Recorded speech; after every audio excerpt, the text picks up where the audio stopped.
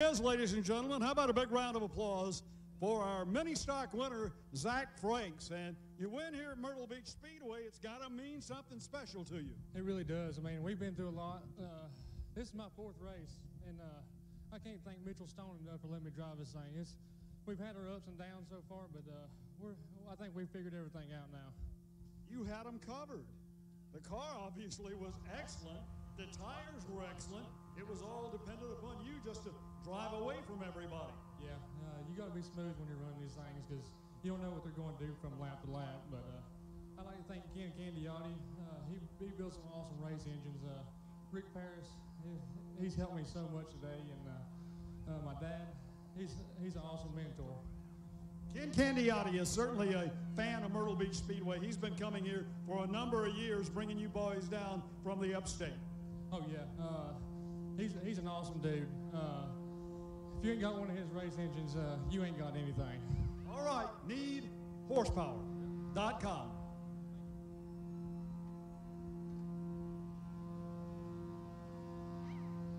Well, Bill Hennessy down there in Victory Lane with Zach Franks here at Myrtle Beach Speedway as the Toyota Tundra NASCAR Air Titan will kind of do some work on the racetrack here just ahead of this open wheel modified feature run on the day. Modified 150 laps around the Myrtle Beach Speedway this afternoon. And boy, these guys are going to really turn the wick up here too. This is going to be pretty exciting. I witnessed a modified race here myself, and it was kind of a crazy race. You know, you got racers that will go lead the thing and they'll stretch it way out, big lead, and then the next thing you know, they come under the pit. They're only allowed to change one tire per trip down pit lane, and that kind of throws a monkey wrench into things because do you want to pit? Do you not want to pit? Do you pit for track position, lose track position, gain track? There's a lot of scenarios that take place in a modified race here at Myrtle Beach Speedway. It's a half-mile track, short track racing, and gosh, dog, you never know who's going to win this thing. Of course, John McKennedy got the win and took his trip to Victory Lane last time we saw the modifieds here at Myrtle Beach Speedway, but there's a lot of fast race cars here today, a lot of drivers that I haven't seen here at this racetrack, so it's going to be interesting to see what happens in this modified race. It's going to be a pretty good, I think it's going to be a pretty much a barn burner here with this thing here. It's going to be kind of exciting. It's going to come down to the last lap. I'm almost confident it's going to come down to the last lap on this one here, so gosh, you bought your whole seat, race fans, for this modified race. You're probably only going to need the edge for the entire 150 laps of this one here. It's going to be exciting to see who gets it done here this afternoon. As Bill Hennessy down there in the grandstand. Take it away, Bill. I like talking to old drivers, and Jack, I understand you were a regular up at the Danbury Fairgrounds, which is now going in the history books. Is it really? I didn't know that. Yeah. They're not racing there anymore, are they? It's been a long time. So you outlasted the track. 1981 was the last race there. Well, I just wanted to come down and tell you that we appreciate you coming down and being with us. Are you just visiting Myrtle Beach, or did you come with a team? No, I'm just visiting. I've got a place over in Calabash, so come down here now and spend a little time here. I used to come down here years ago when I used to help Dale Jr. and Gary Harvey when they used to. Oh yeah, they used to come every Saturday night, right down there almost in turn one, next to Edward Jordan, is where they park. Yep. We used to come down here and have a good time once in a while when I was down. I'd come over and help them out. Well, do you miss it? Of course. Well, I was just wondering, you know, they did us all a disfavor when they wrote the rules about left side weight because you would have had an advantage. Yeah. But all of a sudden they said, if you got somebody on the left side, you better put some weight on the right side. Well, for every action, there's a reaction. So, you know, I had the advantage on the left side weight, but I suffered for horsepower, dragging weight. You know what I mean? Oh, I know. Anyway, good to have you down here. It's good to recognize some of the guys that come and race with us.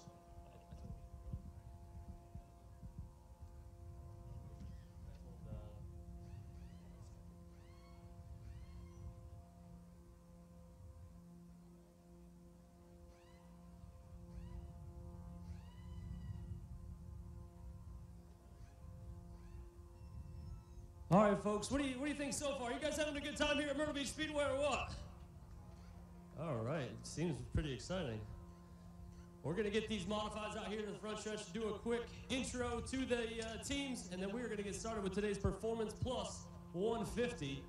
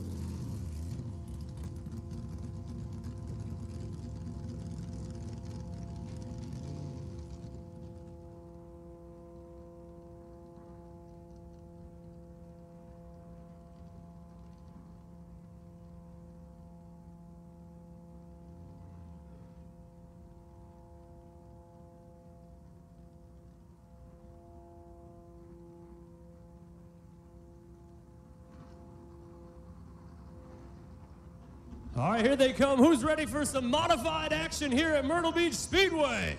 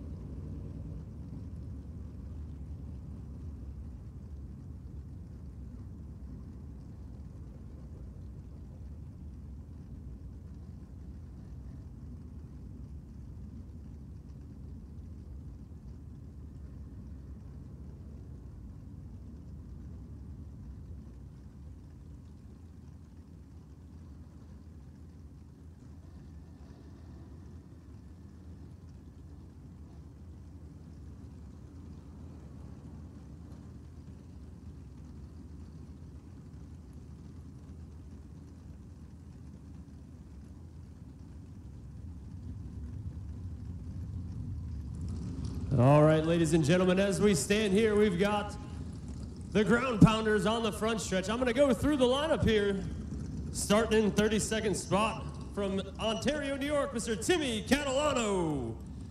31st in the 40, Frank Fleming. In the 30th position in the number 78, all the way from East Haven, Connecticut, Walter Sutcliffe Jr. The 29th position in the number 99, Jamie the Jet Tamano. I must screw that up. In 28th position, the 07 from Orchard Park, New York, Patrick Fleming. In 27th position, all the way from Wakefield, New Hampshire, how about it for Melissa Fifield? In 26th, the number 77 from Vernon, Connecticut, how about it for Gary Putnam? In the number 33 car from Heartland, Connecticut, Wade Cole. 24th position in the number 82, all the way from Stafford, Connecticut. How about it for Woody Pitcat? In the 23rd starting position, the 46 car from Miller Place, New York, Craig Lutz. In 22nd, from Walnut Cove, North Carolina, how about it for Burt Myers? 21st starting position in the number 22 from Bay Shore, New York, how about it for Kyle Bonsignor? In the 20th starting position, the 06 from Westminster, Massachusetts. How about it for Sam Rameau? In the 19th position, in the number 5, Kyle Ebersol. In the 18th position, in the number 14, how about it for Blake Barney? In the 17th starting position, in the number 92, how about it for Anthony Nocella? All right, up here in our top 16 Starting in the 18 car from Calverton, New York, Ken Heege. In the 21 from Howell, New Jersey, Mr. Jimmy Blewett. In the 14th position, the number 25 from Newton, New Jersey, Calvin Carroll. In the number 3, Matt Swanson. In the number 85, starting in the 12th position, how about it for Ron Silk? In the 11th starting position, the number 16 from Islip, New York, how about it for Timmy Salamito? And in your top 10, the number 36, Riverhead, New York's own Dave Sapienza. Your 2018 champion, starting in the 9th position, how about it for Justin Bonsignor? In the 8th position, in the number 97, Andy Seiss. Starting in the 7th position, in the number 75, how about it for Chris Pastriak? In the 6th position, no stranger to Myrtle Beach Speedway. He's won the Myrtle Beach 400 numerous times. Going to be a man to watch. In that number 60, how about it for Matt Hirschman? In the 5th starting position, in the number 64 from Manchester, Connecticut, how about it for Rob Summers? The number 50, let's see here, number 4th position, there we go. In the number 58, how about it for Eric Goodell? The number 54 here, all the way again from Ontario, Canada. How about it for Tommy Catalano? And on the front row today for the Performance Plus 150 here at Myrtle Beach Speedway, Tommy Baldwin's car, number 7. How about it for John McKennedy? And your pole sitter, again, another no stranger to Myrtle Beach Speedway. How about it for the number 2, Doug Colby? All right, everybody, you guys ready for some racing or what? All right, boys, let's light them up and get rolling. Well, ladies and gentlemen, welcome to Myrtle Beach Speedway for this afternoon FansChoiceTV.com special. This is the Performance Racing Oil 150, sponsored by Performance Racing Oil and presented by the folks at Safety Clean. A great field of cars have lined up here at Myrtle Beach Speedway, which has been around since 1958. It started as Granby Raceway, always NASCAR sanctioned, and is now into its 61st year at this point. 538-mile racetrack. If you've never been here to the track, well, it's only 4.5 miles from the ocean front to our front door on Highway 501 next to the Tanger Outlet. We invite you to visit with us during the racing season by visiting the MyrtleBeachSpeedway.com website, where you'll find out where all the action is here at the Speedway. Zacharias is going to join us here in the booth. And of course, Steve, you have always been aspiring to drive one of these cars on the tour. And over the years, you've had all your family involved in this sport, and now they're here at Myrtle Beach Speedway. I know this has been a long-time dream of yours, but if you couldn't sit in the seat, at least you were going to promote a race. Oh, absolutely, and it's my pleasure to be a part of this. Like I said, I'm just honored. You know, I actually had a chance in 04. I ran in the Smart Tour. You know, you remember the Southern Modified Auto Racing Tour. Based out of Bowman Gray Stadium. That's right. Mr. Randy Myers is here himself, but I actually had a chance to run here, and it's a fabulous track to drive in any condition. But these modifieds, man, I don't know, and the guys from the north, they know a lot about this, but to be inside that car and the horsepower and what you can do with the steering wheel, what you can do with the gas, there's so much more you can do with these modifieds than those boys with the late models. These modifieds, I'm trying to catch my breath from coming upstairs, but the modifieds here, such a different beast. They got big brakes, they got big tires, they got a lot of horsepower, they're lightweight. The late models only got those 2-piston brakes. They can't get them loaded up. These guys can do whatever they want. So it's going to be fun to watch, especially 150 laps. A lot of these guys, which I said down there, I think is going to be crucial, is the Doug Colbys, the Matt Hirschmans, you know, Tommy Catalano that was out here last year, ran the 400. Having track time at Myrtle Beach Speedway, understanding this surface and how to handle it, I think is going to be crucial. Well, they're on the rocket ship now. It's quite agile. When you turn the steering wheel, these cars turn. They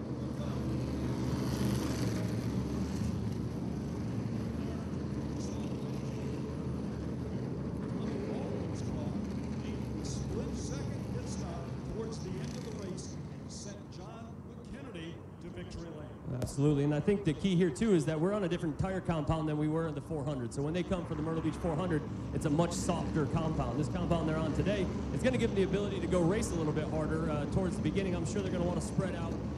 There's saving, just like the late models do. We have a lot of saving. Which ones want to ride and which ones want to go, to the forward, to the front, and just stay up there. But I'm excited to see how this is going to play out. I mean, look at this though, Bill. For those fans out here that haven't been to a racetrack and seen 32 tour modifieds in one place, it's going to be an amazing sight. Well, my congratulations to you for doing such a good job at promoting getting these drivers here. I didn't believe that we would have more than about 20 cars, but you've got over 30. Bob Lutz, who owns the track, followed your instruction and said, let's start them all. No driver likes to load up and go home.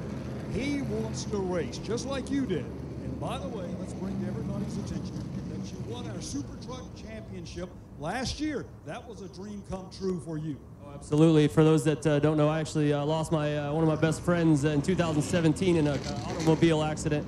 He was leading the truck series points with 2 races to go in his number 38 Clemco Motorsports truck.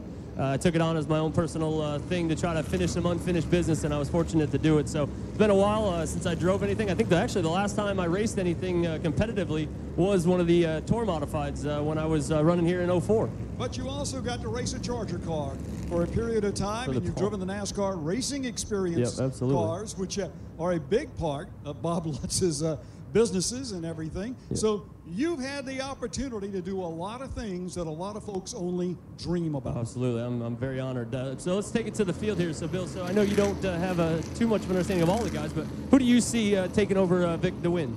I'm sorry to interrupt. We're about to do a wave lap, everybody. So everybody on your feet. On your feet. We're getting ready to wave at our favorite drivers. So here's your chance.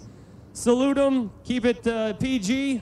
But let them know that you care and how much you are excited to watch them here at Myrtle Beach Speedway as we come to the wave lap here at the Performance Plus 150 Phil Kerr's Memorial Race here at Myrtle Beach Speedway. Well, I'm glad you mentioned Phil, because Phil was a big part starting in 1995 when Whelen decided that they had some employees that drove a race car. And it happened to be a modified, so they got involved with sponsorship. Then they sponsored the Whelen Modified Series, which turned into the Whelen Weekly Series for NASCAR.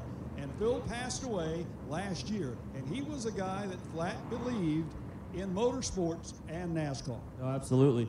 Phil loved racing, and I think if Phil was here, and I know he's watching from above, that Phil is going to love this race. It's going to be an absolute blast. I'll be honest, I don't know how you can't put your money on the 60, though, Bill, for Matt Hirschman out here. He's done enough at this speedway. He's won a bunch of races. In the PD Motorsports car, but right now, Doug Kobe was shown as driving to the rear of the field. We need to find out exactly what caused that. And now look who's on the pole. We got John McKennedy, and we got 1 to go. We're coming to the green flag. Lights are off on the pace car.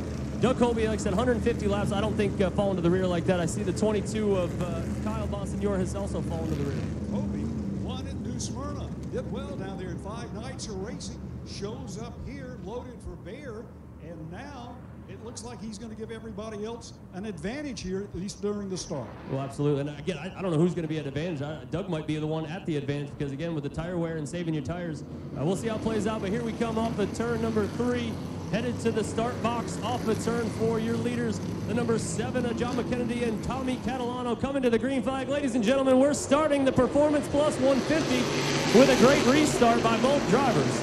Flag flies down into turn number 1 here at Myrtle Beach Speedway, a .538 mile oval. This particular track has been around for a long time. It's well worn. You could say it is seasoned. But as they race side by side, coming back on the front straightaway, Steve, it looks like they're dead even. Well, we're already getting into it, Bill. I saw the 16 of Timmy Salamito get into the back of Justin Bonsignor, who got into the 60 of Matt Hirschman. It was a chain reaction, but thankfully all drivers came out of it. 150 laps, you got to use your head. I mean, the chrome horn is useful at certain times, but definitely not on lap 1 with 150 laps on the plate. Looks like McKennedy has taken off with Tommy Catalano on the outside. The interesting thing about this is you talk about the bumpers and these cars. It used to be called the chrome horn. Now they're just black. That's right. Well, the chrome horn, you always hear that stuff on TV, and they always talk about using the chrome horn, even though it's a cup car. back down to turn one. The 7 is now starting to gain some ground on the field as far as starting to pull away, but it's only inch by inch that they are doing so. All right, the NASCAR officials have asked that anyone late model-wise get off of pit road. If you guys are on pit road or near it, please step back from pit road. NASCAR officials have asked us to move you back. Let's remind everybody that we normally do not do pit stops on local Saturday night racing or weekly shows. But here, this is a good race, and 11 times starting this race after they qualified on. Now put on these cars in case they need them, and that could be decisive in the latter stages of the race. Oh, there's no doubt about it, especially with this much horsepower. When you get cars with this much horsepower, this little bit of weight, these tires, tire conservation and tire wear is going to be crucial. So it's interesting, like I said, to watch. So you got McKennedy up front with Catalano, and then you got Burt Myers back here in the back half with Pitcat. You got Doug Colby cruising around, Kyle Bonsignor. They're back here riding around. So the question is, which one's doing what? Are these guys going to ride and not come in for tires? Or are these guys up front going to go hard at it and then come get those tires if a yellow flag comes out? But you know that it's awful hard to take care of your tires when you're running this distance.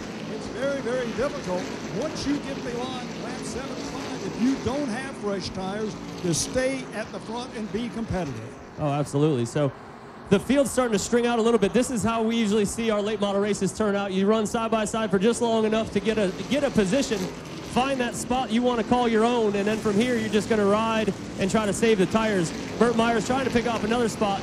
We saw it not to, I forget what year it was, but Jamie the Jet Tomato, he had come in here and he went ahead and he tried to lap the entire field. So he went ahead. This was an 100-lap race. Jamie the Jet Tomato lapped the entire field here at Myrtle Beach Speedway. And unfortunately for him, with 20 to go, the yellow flag came out. And that was the end of Jamie Tomato here at leading that race. Well, anything can happen at this particular racetrack, especially when on the restarts late in the race a couple of years ago. We crashed everybody here on the front straightaway. And the guys that thought that they were going to be in a position to win just threw it up in the air. Absolutely. And we're standing here in the midst of greatness. We got all these drivers from the Northeast, the South. It's great to see that the tour has come back together instead of having your North and your South, and watching all these guys together, because there's great drivers on both sides. You know, the Burt Myers down here, all the way to all your family and friends up in New York. But we're excited to see this, and I'm just curious on how the race is going to play out. I really am just watching, trying to see where everyone's going to land and what they're trying to accomplish, because it's exciting. And I tell people all the time, you watch the Cup races on television. Yes, is it 4 hours of boredom if you let them go cruising around at Daytona or at Atlanta? But we all know their strategies. In their heads, they're playing things out, and that's what I enjoy most about watching this race is, all right, what is one team doing versus the other? And then in 150 laps, or at the 150 laps, who's going to be the winner? Well, you know, everybody's got their own strategy. Some guys will short pit. Some guys will try to stay together with everybody, but somebody is often in a position they can roll the dice and take advantage of it. Absolutely. Right now, you've got the tandem up front, great drivers. You've got the 75 right there, Timmy Salamino. Looks like Justin Bonson, you're back here in about the 10th position. He's just riding around, just buying his. I think, to be honest, Justin's probably in about the safest spot right now, just saving his tires. Timmy Salamino takes the inside of the number 58 of Eric Goodell. In turn 3, he takes over that position. So now you've got a new position swap with Timmy Salamino making his way to the front. The interesting thing is that the pole man is running 5th from the tail end of the field. Doug Colby in the Mayhew-sponsored car that came on board this year to sponsor all of the poles. They're one of the oldest machine shops and manufacturer of industrial tools located in Connecticut. Started back in 1865. We want to say thanks for them becoming involved with the modified tour. Oh, absolutely. And, you know, again, like we spoke about earlier, since the age of, I believe I was actually born on a Saturday, and I was taken to the racetrack to sit in the grandstands and watch these things. So it's so much fun to see the open wheel cars. You know, I got pictures of my dad in Pintos and coupes and all kinds of stuff, and my grandmother and my grandfather. So to see where the modified has gone, it really hasn't physically changed. We got a span in turn 4. We got caution flag out in turn 4. Caution flag is out in turn 4. We got them all starting to slow down. So again, lap 16, I don't know if this is the strategy time, but here's where it all starts to get exciting, for me anyways, is what are they going to do? Are they going to stay out? They got tires to get? We're going to bunch the field up. The car is angled so we can't quite tell the number. Maybe we'll zoom in on it and pick up the number on the car. It's a 78 car, and that happens to be the car that's driven by the guy that's been Walter Sutcliffe Jr. Yep. Walter Sutcliffe Jr. Sutcliffe's car. But, you take a look at all this. This is one of the bigger short tracks that these guys race on. Now, they race at New Hampshire. They've raced out in Las Vegas. They've raced on a lot of super speedways. But as it currently goes, this is probably the biggest track that they will race on that's considered a short track. Oh, absolutely. And coming from the north, there's not many tracks that have even, our banking isn't no Bristol, obviously, but 13 degrees is a lot to these guys coming from tracks where I grew up, but it was negative degrees at Shangri-La Motor Speedway. Well, that's one of the things a lot of people don't realize. Great racing oftentimes is more on a flat oval than it is one with a lot of banking, because then you're putting it all back into the driver's hand. He's got to be able to make the car handle and get around the racetrack efficiently as he can. People don't realize that a fast race car is one that you don't turn the steering wheel a lot in. Yeah, absolutely. So as we get into our caution flag lap, 18 cautions do count here at the Performance Plus 150. And there's Doug Colby riding around back there, just kind of taking it easy. It's only going to be a few moments here before Jimmy Wilson, who is the race director, will turn this around, and we'll be going back green flag racing. While we have a few moments, why don't we tell people about coming to Myrtle Beach Speedway this year to see racing action, because we have a season that's full of a diversity of motorsports. Absolutely. And Myrtle Beach Speedway, for the last handful of years, we've had 18 plus cars in the late model series since February of 2017. So in February 2017, we've had 18 plus late models every single week, and the car count keeps going up, which we are so proud of. To see 26 cars, this is for us. This is a regular old Saturday night race for us. So to see 26 cars. So if you're going to come down, I mean, what better place to go watch full fields of cars? Next weekend, we've got a big Nopi show that's coming up. We drift here on certain Sundays and Saturdays during the year. We've got the Horry County Fair coming up next month. I mean, we have a Mustang Week, which takes place here. I mean, if you're looking for diversity in motorsports, Myrtle Beach Speedway, go to myrtlebeachspeedway.com or MB Speedway and check out our schedule. Absolutely, because I've always said we're a 48-acre open canvas, so chances are we're doing something on a weekend, so come check us out. Speaking of doing something on weekends, the Modifieds' next race is Saturday, March 30th at South Boston Speedway. South Boston Speedway is actually running tonight. Kathy's got a late model race. They had 24 cars, so it's a good field of cars at South Boston. Yeah, they got to have Peyton Sellers and that gang up there, maybe Philip Morris. Well, the 33 on the pit lane, Wade Cole, and the 97, which is the driver out of the ARCA series that's sitting in the seat for the Dalzells. Andy Seiss. Andy Seiss is your driver, and then the 82 back here, they're changing a right rear in the 82 of Woody Pitcat. They got him, we got a couple cars around the corner, obviously going to be difficult for us to catch. Now, this is interesting because these guys are what's called short pitting. They try to be out of sequence with everybody else, which will put them on a set of tires toward the end of the event that they will have to run an extended green flag period. So Timmy Catalano coming down pit road here. Tommy, his brother here on second place. I believe they're brothers anyways, but Timmy is headed down. Cousins, that's what it is. All right. They're going down pit road. The track official has got the green light on, so they're all going to make it out without going a lap down, because we are counting cautions, Bill, so these cars can go a lap down under caution. Sometimes I think that people who come to a short track for the first time don't understand the rules. And in a tour race, all the laps count. The only thing that changes is the green-white checkers towards the end of the event. But they don't understand that we can't do pit stops under green with regular weekly type cars, because it becomes quite dangerous. Yeah, and a lot of that too, though, is it becomes quite expensive. So to have that team and have to have it's hard enough to get somebody to come help you, much less bringing a pit crew. Yeah, if you would have watched me race last year, I was up in the tower racetrack, and then I run downstairs and put my suit on. I was one-man band. I was always wondering why your knees were so dirty. Yeah, exactly right. All right, we're Crawling coming to under the race one car. to go. The lights are off. Lights are off here at the start-finish line. We're getting ready to go back to green flag racing on lap 21. We'll be coming to lap 22.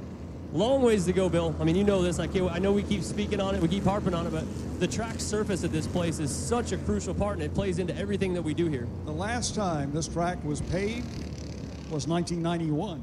So there you go. So we've got the 1991 asphalt. Can I tell you who won the race? Frank Fleming. Hey, there we go. We got Frank Fleming. And it was over a Labor Day weekend when we used to run on Labor Day on Saturday night, and everybody from Bowman Gray came down here and all stayed in the same hotel and had the same big party together. All right, off of turn 4, your field's coming back to the line. Second line is go. The green flag is out. A little bit of spin from Tommy Catalano on the wheels. He's off into turn 1 in second position. 2 by 2 all the way down through 1 and 2. We've got the leaders. Looks like John McKennedy's going to take that spot back over and take first place. Tommy's comfortable with getting into that position. Now they're single file through 3 and 4. Catalano just can't root out enough asphalt at the bottom of the racetrack to make a pass down there in the flat, because McKennedy is flat covering it down. If you get down to the white line, it is difficult to pass unless you have a lot of horsepower. Yeah, and Tommy's actually, he ran here last year and ran really well in the 400. We didn't get 32 cars by any stretch of the imagination, but we did have a decent field, and it's a good field because you had Hirschman and Tommy, and I believe he won on Friday night then. Now McKennedy and his car owner is none other than a legendary guy in modifieds. Tommy Baldwin's dad was a 2-time champion in this series, and Tommy does this when he could basically... Oh, we got him going around in 3 and 4. Your third place position is around in 3 and 4. Car. We got him piling up behind it. Doug Colby has just been put into the wall. Now we got them all stacking up over there.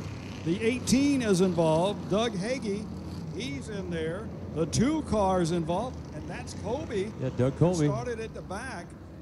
64 is also over there. Rob Summers. Looks like Doug Colby didn't get any damage as he comes by us here in the start-finish line, so that's good news for him. Like you said, when you see something like that and the track's getting blocked, you really stand on those big brakes and you really want them to start tugging, because oftentimes, as light as these cars are, you have got enough brake that you override the brake and you skid into it. So we got the 06 over there stopped in turn number 3, so we've come to a stop down the backstretch.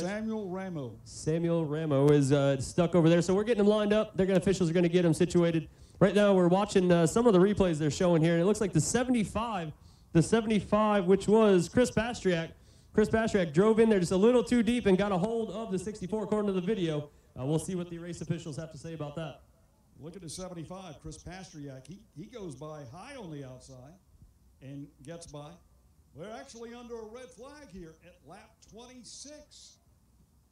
Things change. The complexion of a race changes just that quickly here at Myrtle Beach Speedway. We got a good crowd here tonight. Oh, absolutely. That's another thing that we really need to talk about, was these cars over the last 3 years here at this racetrack have spawned a lot of interest.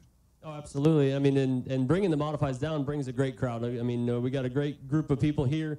It's just amazing to see this many people out watching all the short track racing. Short track racing is at its best right now here, especially at Myrtle Beach Speedway. And to come out and see 32 cars in the modified series, hopefully everything's all right over there, and hopefully we get the 2 that got together can keep digging, because they had 2 great cars. And I hate to see this early in lap 26 that we had that contact and had to come to a stop here. Well, Ramo is in a family-owned operation, Ramo Family Motorsports, out of Westminster, Massachusetts, and his tour type modified. We also want to tell everybody that is viewing this on Fans Choice TV that this show in its entirety will be shown on NBC SN 6 o'clock Thursday evening. Absolutely, and we did that last year, and it's great. So it gives everyone a chance. If you couldn't make it all the way down here from upstate to be able to see it on TV and watch it, I know I'm going to enjoy it. I will be probably enjoying something that is down here in our concession stand. So make sure you come down. Now's a great time to get you a cold beer, get something to eat, come down and see the ladies down here. But again, just sitting at home and watching it doesn't really do it justice, though, does it? I mean, you hear that sound, the roar, and they come down the front stretch. Watching it on TV is going to be fun, but to be here in person is even better. Well, it was amazing that yesterday afternoon, when the cars were running on the track, how many folks came over from our neighbor, the Tanger Outlet, which is located right here almost at the entrance of the racetrack. But all you guys who hear those motors running oftentimes will venture over here. Then you see the NASCAR racing experience happens to be operating, and you decide, hey, I think I'd like to ride in one of those cars, or better yet, drive one of those cars. Well, and you can actually drive with a 1991 NASCAR modified champion Bill Zacharias, actually in Texas, I believe, right now. My father is out here. He does our driving experience day in and day out. So to come out to Myrtle Beach Speedway, there's a chance you can ride in the number 8 Budweiser Chevrolet Monte Carlo with an ex-modified champion. And the 06 is on its way back to the garage area. And we see the Bell & Bell Buick pace car. Caution lights are once again on, so we're getting ready to drag them once again around the racetrack. And I apologize. I kept saying the 54, and I was looking at it. It was actually the 64, Rob Summers, who got caught up with Chris Pastriak. So, again, according to the replay, it looks like Chris poked his nose in there, and he came down. We can call it a racing incident. That's what happens. We'll see how it plays out here for the officiating side of it. But we are back to rolling on lap number 26, getting ready to cross lap 27. Lap 27 will cross here at the start-finish line under yellow. As each of the laps are counting. We're not scrubbing off a lap when the yellow comes out. This is basically a fairly long sprint race. Because you fall behind, it's hard to gain it back. Well, and I think some fun notes here with the 7 New York of Tommy Baldwin's John McKennedy. With that car, another one just like we talked about with Phil Kerr's, the love of modifieds. Tommy's out doing all his stuff. He's been very successful in the Cup Series and beyond. Whether it's owning cars or crew chief. This weekend. And here he is. He's here with his love. Yep. This is his passion. Coast to coast, but it's great to see. And I think that's what the modifieds bring to the sport and to short track racing is when you become a modified fan, it never goes away. So you might go enjoy a late model race, but would you rather see a modified race? Absolutely. So I've gotten to love the late models because I've spent a lot of time with the drivers and they're family of ours now, and then just like these guys are with you guys. So, it's fun to be here and see this many modifieds in one place. And a good, strong field of the cars here at Myrtle Beach. Like I said, it attests very, very well about you promoting this. You believed in it. You sold this deal to Bob Lutz, and it wasn't easy. It was like hammer, hammer, hammer. I was going to say I don't think I sold it. I think I annoyed him enough that it just had to happen. We ended up at the wrong place at the right time for me as far as being at the banquet with some of the modified guys, and we talked about it. So it's happened, and we've tried to fit it into some other stuff. Phil Kerrs actually helped you get this race here, along with the folks from Uno, did they not? Yeah, UNOH, Steve Farmer, that's where Phil Kerrs came in. He said, you know what, to get modifieds there, here's what you got to do, and here's a great group of people to get involved with. And the University of Northwestern Ohio came on board and did a battle at the beach one year. But Phil kept pushing and saying, man, I remember when the modifieds ran at Myrtle Beach Speedway, how do we get them back? And him and I sat there and we just kept chatting and talking, and then we talked later every time we see each other. We got to get those modifieds out there. And man, the first year they were here with the tour, I remember Phil walking right down the front of this grandstand here. So to have him be able to come out and what we both worked towards come to fruition was really cool. And, I'm honored to say that Phil was a part of Myrtle Beach Speedway. Well, the screen's been split for the last few moments here, showing some of the action from 4 different views here at Myrtle Beach. Maybe this is a replay of what happened to start all this. And we see him going down the back straightaway. Keep your eye on the white 54 car there. It's hard to read that number. 64 with the 75 Chris Pastriak. He breaks out. Looks like he might have had a little bit of that black horn. Yeah. I'm curious. Like I said, we'll see. Now remember, these things, when you hit right front, it's not like a late model where you have fenders to kind of protect you a little bit. That right there was tire on tire. So your right front just ran into the right or the left rear of the other guy. Did it bend something? Did it break something? But I think we're about to find out because Chris is still up here in the number 3 spot. I'm sorry. But you got way back here. And the question is too, while we're on lap 28, how upset is Mr. Summers when he comes sailing up here and this gets to the end of the race? If they get near each other, do you think he's going to remember that? I believe so.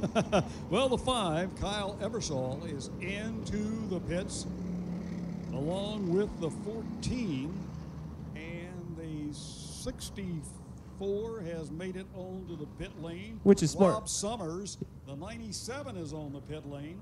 Which is smart for Rob. So he's coming in. He's going to make a couple adjustments. He's at the back of the field. He's got a good car. No sense of waiting out there and hoping it all goes together. So there they go to underneath the right rear. They're jacking on that thing. I'm surprised they're not checking out the left rear a little bit, but it looks like a couple guys got some eyes on it. You must remember, this is a free pass right now. It changes as the race gets longer. Tommy Catalano back down the pit lane on the 45 car, and we should ride around about another lap or so and be going back to green flag racing. Yeah, and that's the thing. Again, I go back to the Northeast and how we're all family. If anyone that has been in the New York area has probably heard the name Zacharias, just like the Catalanos, the Leadys back in the day. So, when you say Timmy Catalano was just on pit road, it's hard sometimes to remember Tommy, put it all together. But Timmy going down, and he's got to take advantage of that because you're at the back half of the field. You got 29 laps. if you're running at the back half of the field right now, why wouldn't you come in and make some adjustments? We just scrubbed the tires in and got them hot. That's all we did. And you know what? If you avoided the accident, you were lucky. I believe Rob Summers, there's a lot more hot than the tires inside that race car. So the 64 all the way back, he was up here in the top 5, and now he finds himself third to last back there.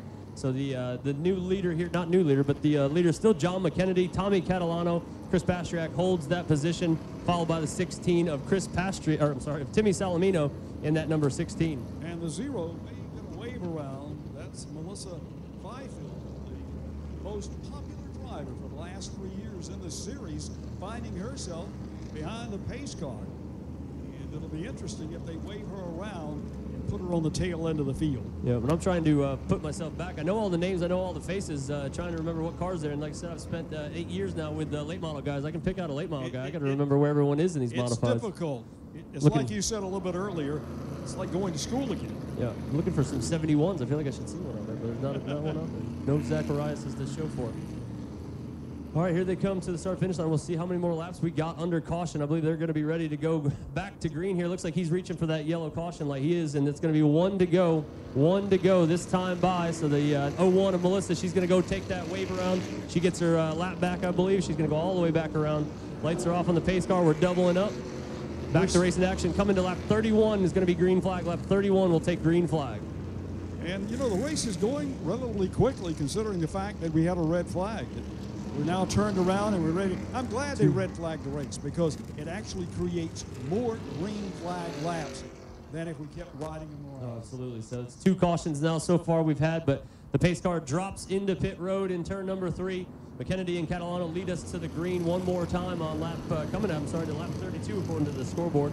Lap 32 is what we're coming to. My daughter Morgan is up there operating that, so I can't blame her. So green flag is out. McKennedy spins him a little bit. Catalano as well, but they're back under green and into turn 1.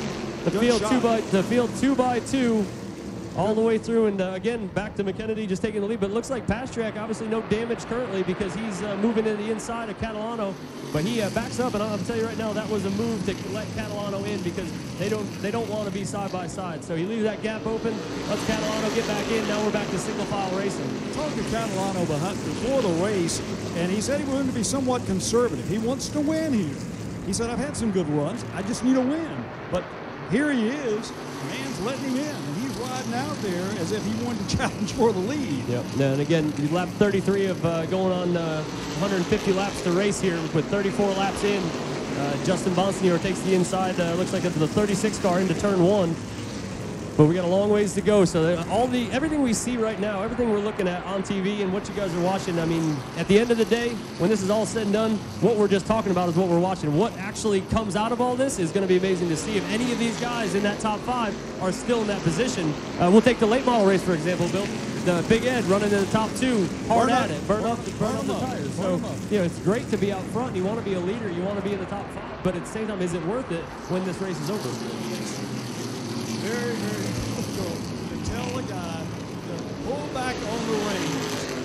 It's difficult to do that. When you start to pull back on the reins, you also lose your rhythm. Well, got the black flag out for someone here. Not sure who that is, but it's around the Doug Colby range, so we'll keep our fingers crossed. It's not for Doug Colby because he's had a rough go at it all day. But Justin Bonsignor right there, the 46 of Craig Lutz right there through 3 and 4. Matt Hirschman just ahead of them. Off of turn 4, you got on camera the number 36, Burt Myers making his move, trying to make it back to the front. He's in a good position, didn't have a very good qualifying run. And I heard that from a lot of guys, Bill, when I was out there talking, saying, I didn't have a very good qualifying run, but I'm more worried about the race run anyway. So, well, that's what you really came for, was the race, not qualifying. I mean, other than the pole position, nobody got recognized. And Mayhew, of course, gave the pole position award out there. 36 cars. Dave Sapenzia. Dave Sapenzia is all the way from Riverhead, New York. Riverhead, great modified area. A lot of good racers, a lot of good racing at that track for a long time. Burt Myers inside. Burt Myers about just hit the inside wall, and he brought it sideways to avoid hitting. I believe it's going to be that number 85 car. Burt had that thing tucked to the inside. I think he thought he was clear, and I'm pretty sure he's going to let him know. And here comes your black horn, as you like to call it. But the inside of that 85, or the 85 makes its way to the inside of the 36, Ron Silk. Ron Silk, longtime modified driver, going into the position in front of the 36. Now Burt Myers follows suit as they come off at turn number 4. And Ron Silk in a car, number 85, and it's really a beautiful car. once you walk up to it, you see that kind of hazy lavender purple and that yellow. What a great combination of colors. And it puts Silk in the 10th position with Burt Myers in 11th right now. So it's going to be interesting to see. Again, I really feel like Burt, he came out last week, actually one of the only cars to test before the deadline. So he's had his chance recently to come out here and test. And he actually tested right after we had one of our late model races, our March 2nd race. So when we had that race, he had the late model tire rubber on the speedway. So he knows what his car and his compound can do with that kind of tire rubber. Especially as we just ran the late models prior to this race. And guess who won? One of those guys that normally wins here, who's a really good shoe. Sam Yarbrough, he's won a lot of races in this place, and I'm sure he's and a number of championships. Yeah, 4 in a row, wasn't it? But he could drive anything, and I think I'd like to see. There's a lot of drivers I'd love to see run these modifieds. I've said that to Brian all the time. Sam would be another one. Modified guys, we always kind of laugh at the late model guys. We don't feel like you got the horsepower and you ain't got no car. But I'm telling you, those late model guys, you put them in one of these, and I promise you they're going to make moves. Doug Colby makes a position on Craig Lutz. It looks like he's starting to move forward now. Looks like he's finally realizing we're at lap 43. We're getting close to 100 to go. I probably need to test the waters and see if I need to put a tire on this under the next yellow. If I don't need a tire, maybe I can last it long enough to get close to the end of the race. Yeah, as they come off of turn 4 again. Starting to come up on lap traffic right now, so it's going to play in a little bit. As we got to get through Melissa here, getting into turn number 1. We've got him single file. She moves to the bottom very nicely, and now we're making our moves around her. Off of turn number 2, the field still single file pretty much all the way down the backstretch. Your leaders, McKennedy and Catalano, nose to tail. Most of the drivers who come here talk about how wide this racetrack is. It could be a very, very narrow track. At one time it was wider before we put the inner wall in. And actually, one of the fast lines, and you see him go through turn 1 down there, was to get down on the flat before those speed bumps got put on there. And then it was like get on the flat and just shoot yourself down the back straight away. Yeah, and I think what's going to play out too is it's just like when you watch, say, Watkins Glen. When you're watching Watkins Glen, where's the best spot to get position? It's getting into a corner when you get to the inner loop and you can drive in there hard. That's what these things can do. You know, horsepower off the corner, they're pretty equal. You know, everyone's got a lot of horsepower, but who has the abilities to go off into the corner and slam on the brakes and take that position? Because all you're going to do is hit them hard one time and hope they slow you down. But that's also why there's no fenders on these things. It makes you think a little bit. Like I said, with a late model or the truck, you got fenders and a bumper that protect you. But these, you know, if you drive off in there and he comes down on you, there's nothing good that's going to come But from you've been around to hear a guy, once he drives one of these cars, they always say the same thing. Man, I didn't realize the little tires went up and down that much. Yeah, I will say the nice thing about these has always been get a little bit of a breeze in the summer. So in July when you're running at Myrtle Beach Speedway and it's 120 degrees, you got a couple open windows in these things. You know what I miss about seeing these cars, and it's going to be politically incorrect, is when the guys were out here in these type cars with their cigars, having a good time, and their crew were all in flannel shirts. My family spent more time trying to figure out how to put cigarette lighters in their race car than they did trying to set it up. I always tell the story as a kid. You sit there on the front stretch. We used to sit in turn 1. The field would come to a red flag at night, and all of a sudden you just see little red dots. Yeah. Everyone put those little push-button cigarette lighters in their modifieds. But those were wonderful days, and you were talking earlier about when they basically had stock bodies, whether it was a Pinto or a Gremlin or a Chevrolet Vega. Those were interesting days. Yeah, and I say just like watching the old Richard Petty videos when you watch him on TV, where he's got the glass windows, a seatbelt across, a Vespa helmet on.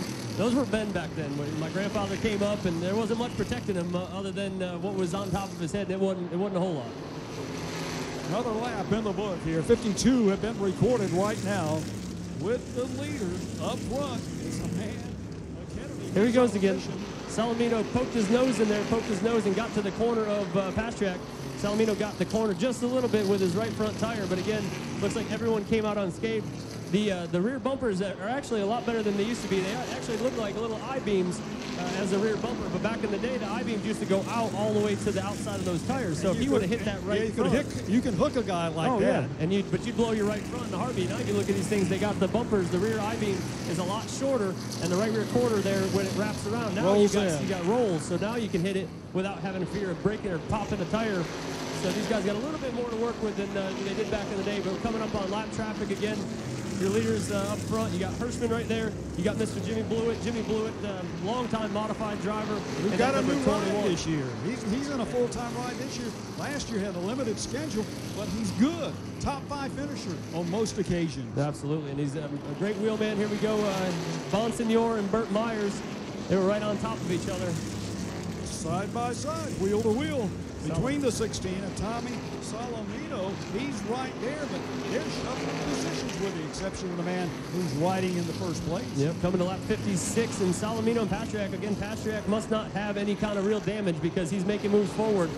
Again, where the strategy is, we've got a car stopped in 3 and 4, or I'm sorry, 1 and 2. The number 3 is over there stuck in Matt Swanson. The first and second turn. He's gotten rolling, but we're going to be under caution again. Here on lap number 55. Yeah, Swanson's driving for an old-line modified crew, the Bowler family. Oh, that thing has been, that is an iconic paint scheme, and it's been around for a very long time. Actually, I believe my cousin drove it one time, but it's a beautiful car, and it's great to see that thing. I see actually, this is a true story, in my garage, I have a little 1/64 scale car of it inside my garage. True story. Not that anyone cares. Well, some of the great names that came out of modified racing, Lenny Bowler, he was always a guy that could prepare a car. The Baldwin's always prepared good cars. The DeWitt Concrete Company that prepared the cars for the Roman rocket. The man that was sending Jerry Cook in the opposite direction every time he went to race. Yep. No, the Richie Evans is the greatest driver of all time in my book, anyways. But right now we're under caution. I hear guns going. The Performance Plus 150 presented by Safety Clean, getting ready to go to pit stops if it's needed. We'll see. I can't tell. I don't see the caution lights, or not the caution light, but to see if pit road's open, not open.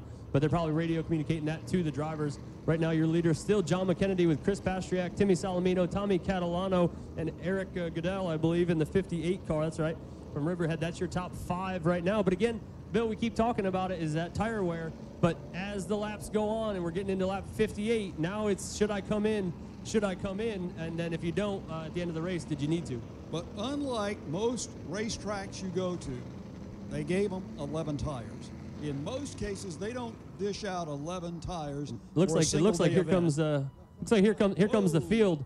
Well, actually, your leaders so far, the top 2 and 4th place. Timmy Salamino, the only one to stay out right now. Looks like we got your leaders are all, just about everybody is on pit road right now, guys. So this is the action. I wish we had somebody down there. My Uncle Chris usually, he's about 350 pounds, I believe. He usually is down there running around like crazy. But we got no one on pit road, so we can only call what we see here on the television and in front of us.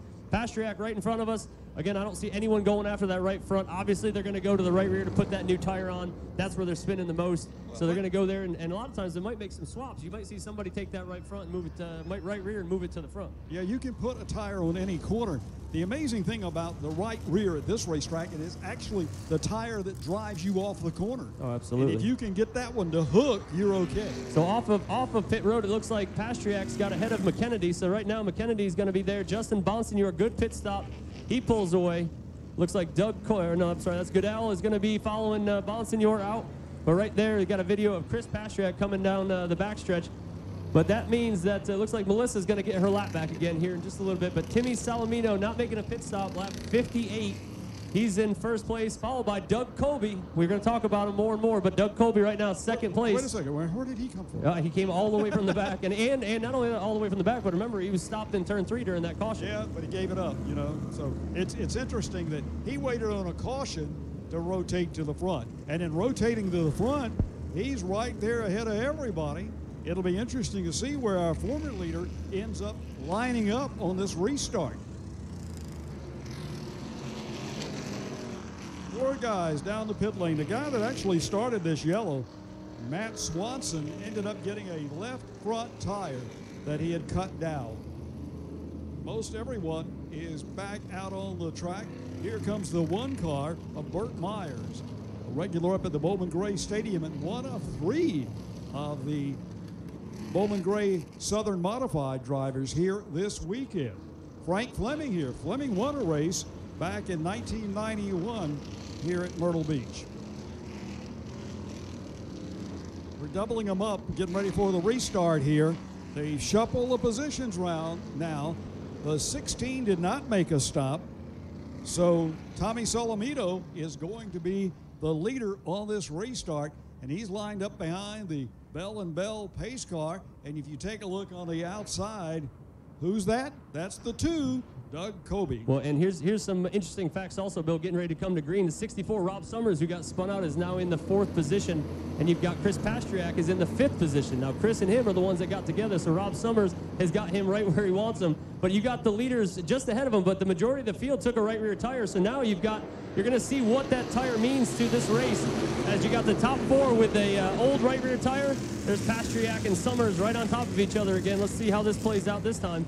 It looks like Pastriak's going to get clear of him, but I think what I'm curious to see is what is that right rear doing, and is it that important right now, which we know it is, but watch to see what happens here as we come down the front stretch. You got Burt Myers in position to go a lap down here. Doug Colby just took the lead from Salamino. Cars coming back onto the racetrack. Burt Myers and Jamie Tomeno are in front of the field. They will be lane race cars when these drivers come up on them.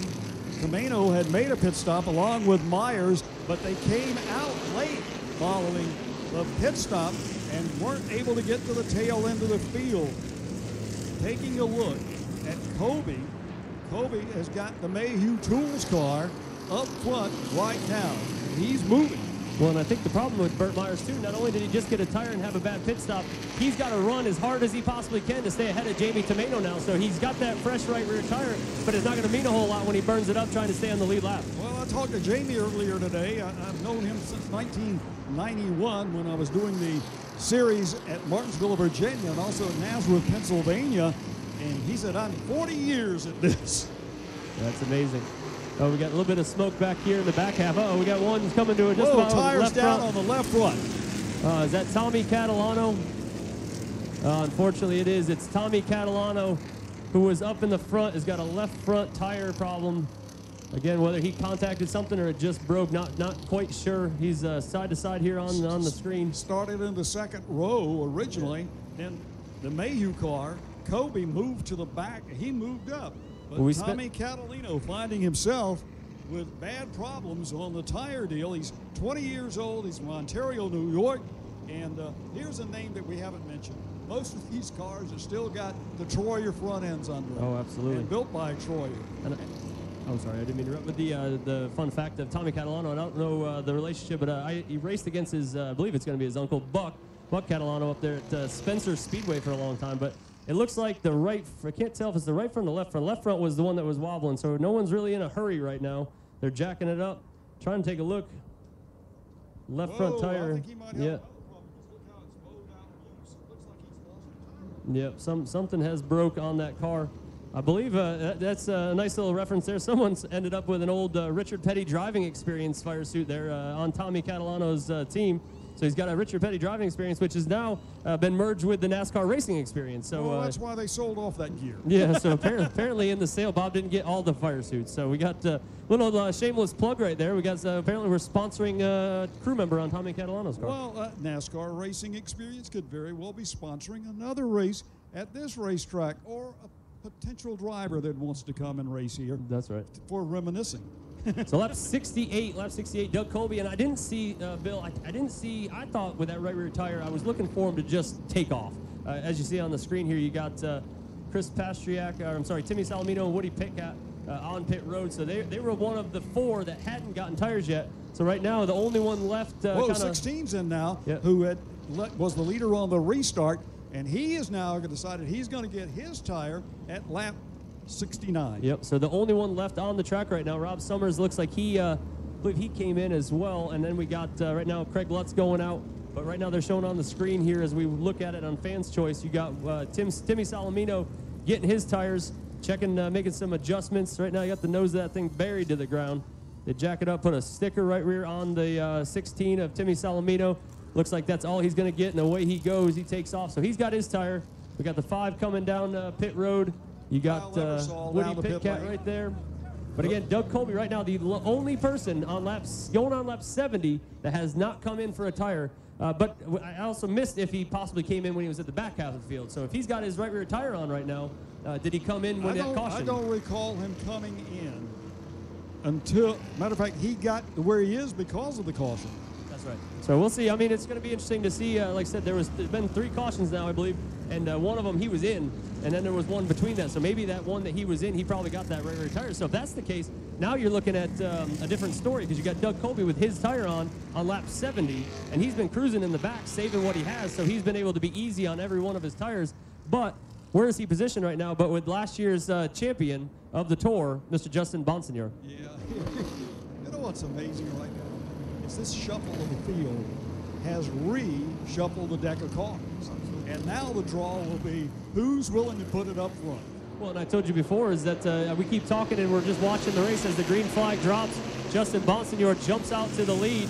Doug Colby, and there's Chris Pastriak right back in it. So Chris Pastriak, again, obviously no damage.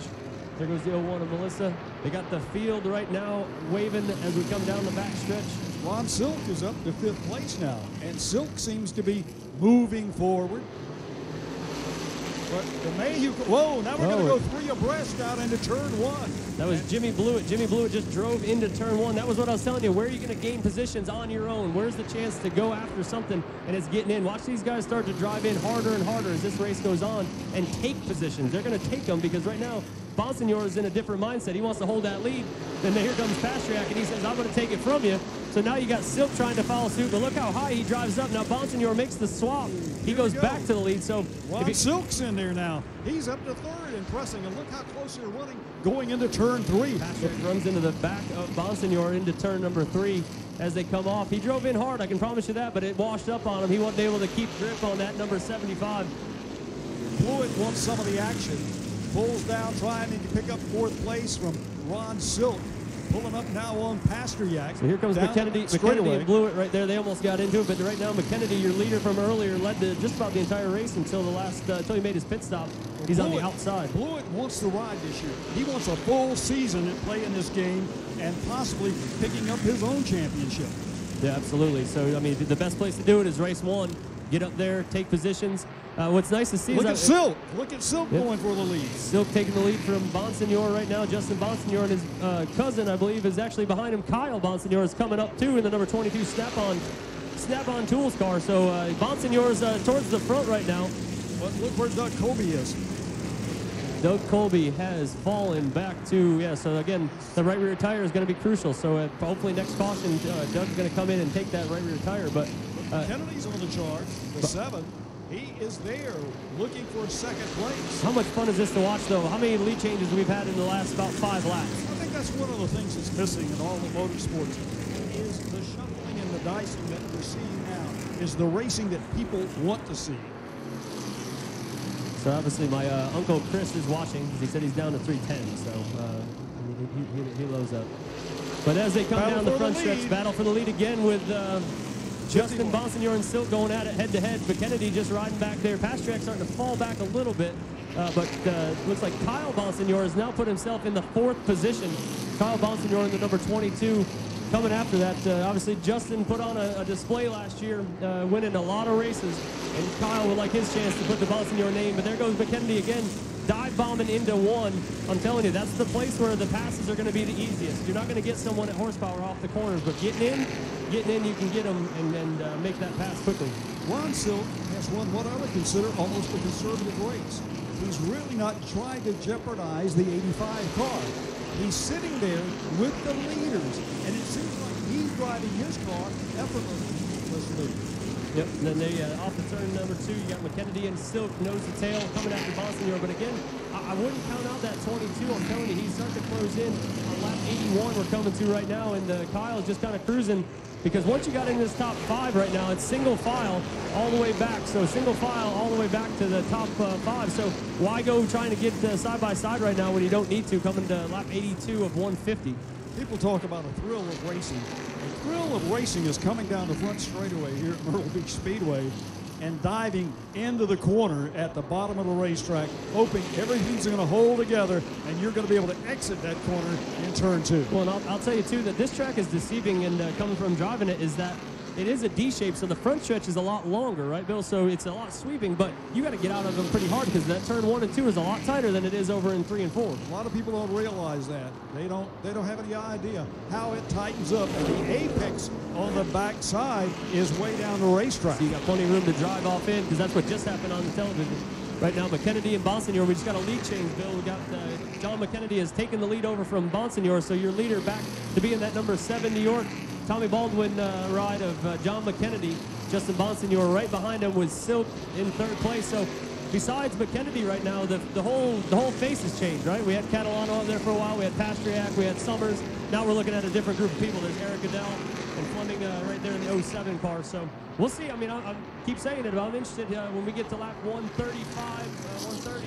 Oh, we got one slow. Timmy Salamino stopped just about in turn number 2.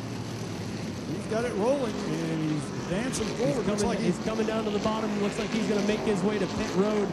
Again, we keep changing, so the only one right now that's been able to hold his ground the entire time has been McKennedy. Unfortunately for Salamino entering pit road in that number 16, he's looks like his day is going to be tough to come back from. So especially on the green, looks like it's a left front. Pastriak and Goodell going side by side here into turn number 1. Goodell getting a good run, getting into the corner. Yeah, it looks like a tire down on the 16 car. Tommy Salamino, looks like that's exactly where they went, to the left front corner in the Starrett entry. And he is one driver who's been around for a while. Another left front hanging like that. That's what happened to Catalano. What do and you it think's doesn't. taking out the ball joint or the tie rod? Because that's obviously what's breaking. Yeah. That's the only control arm. Right. Controls that. Once that breaks, it toes out. I mean, these things are moving a lot faster than we're giving credit for. I mean, who knows if it's just wear and tear. I mean, but we're always trying to go a little bit lighter, right? We're always trying to just press that issue of how much we can actually get away with. So you go a little too far trying to make these things thinner and lighter, and all of a sudden that starts to happen. You talk about that. That reminds me of Jeff Gordon at Charlotte qualifying one year when the titanium hub broke out of the center. Well, we'll see if it's a trend. I mean, that's 2 cars right now, and 2 good cars, the 16 and the 54 at Catalano, 2 cars that had a chance to win this thing, and unfortunately the day's come to an end a little bit sooner than they wanted, especially coming to lap 90 of 150. Lap 90 of 150. The lead's still intense right now. Long shot, Ron Silk. He's been driving so smooth. He hasn't made a stop. His tires still seem to be relatively good compared to the 2 front-running cars.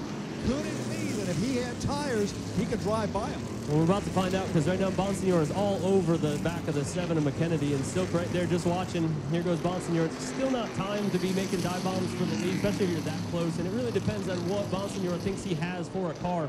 If he feels like he's got the better car, then just stay with him because you're coming up on lap cars, and I saw it get in the way of Burt Myers. On the racetrack now, it looks like he is on the charge. The 51 is there knocking on the door. Well, here's another player in this game. So look where the number 1 of Burt Myers is now. The Burt Myers car is just about to make a pass on Chris Pastriak. So Burt Myers just moments away from going a lap down with Jamie Tomato to making moves here off of turn number 4 on the inside of the 75. Bonsignor, your new leader now. Bonsignor decided he wants the lead, and he's going to take it. So he took the top spot in the 51. McKennedy, Silk, Bonsignor again, and Goodell. That'll be your top 5, I believe. Actually, the 36 will round out. Showing 92 laps. That'll give us 58 remaining, or 57 next time by, which is going to tighten up the field again. All we have to do is have a yellow, and the complexion of this race will change. Yeah, and I can tell you, Pitcat's not, he's having some sort of issue right now. But Bonsignor, your leader. But look at this. So Bonsignor and McKennedy right there back to being nose to tail. So it's a matter of cat and mouse right now. So McKennedy, it looked like Bonsignor had a better car, and he said, I'm going to take that spot. But now McKennedy puts himself right back in the same spot that Bonsignor was. And that's a move right there that you're going to see play out later on as this race goes on. And you saw it, Bill. McKennedy moved up to that second groove. I was just ready to say, he's moved up a groove, which means he's actually a little freer in the corners, whereas the guy that's pinching him down on the white line is binding the car up. Even though it's gripping, he's got a bind in it. Absolutely. And his car acts differently in certain spots, right? So he's wanting to get up there and get ready for that final half of the race. If he's got to go to the top side, he wants to know that he can do it and what it's capable of doing. With this many laps, it looks like Tommy Catalano back on the racetrack with whatever that issue was. They're still working on the 16 here. Off of turn number 4, that's Kyle Bonsignor right there. Kyle in number 22, step on. You got Eric Goodell in the 5th position. Bonsignor running that second line in that snap-on tools, number 22, off of turn number 2 and down the backstretch. Actually, Kyle has moved because Silk is starting to slowly fall back. So it looks like Bonsignor has moved to the 3rd position, followed by Goodell, and then Silk now. Plenty of racing all the way around the racetrack. There is action in every corner and every straightaway right now. And Goodell takes that spot away from our friend Mr. Kyle Bonsignor. Kyle is now moved to the 4th position, but still respectable. And he's got a long ways to go on coming up on lap 98 this time by. Well, back to side-by-side with our leaders here, Bill. McKennedy and Bonsignor just switching positions. Going to switch it again off of turn 2 as we come down the backstretch. Crossover on the straightaway. And like I said, I'm not positive what the meaning of it is at the moment. I mean, I feel like you keep switching and you want to be the leader, I guess, but at the same time, the spotters have got to be telling them where they are compared to 3rd and 4th. I was getting ready to say, some spotters going, hey, dude, take care of the tire.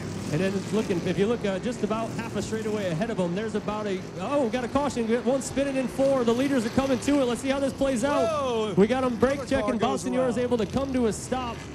He gets that thing wound up, but that was close. Richard Barney-owned car has gone around.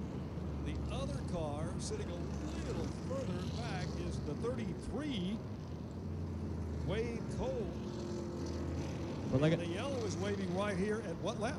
This 99. is lap number 99, coming to 100, still cautions.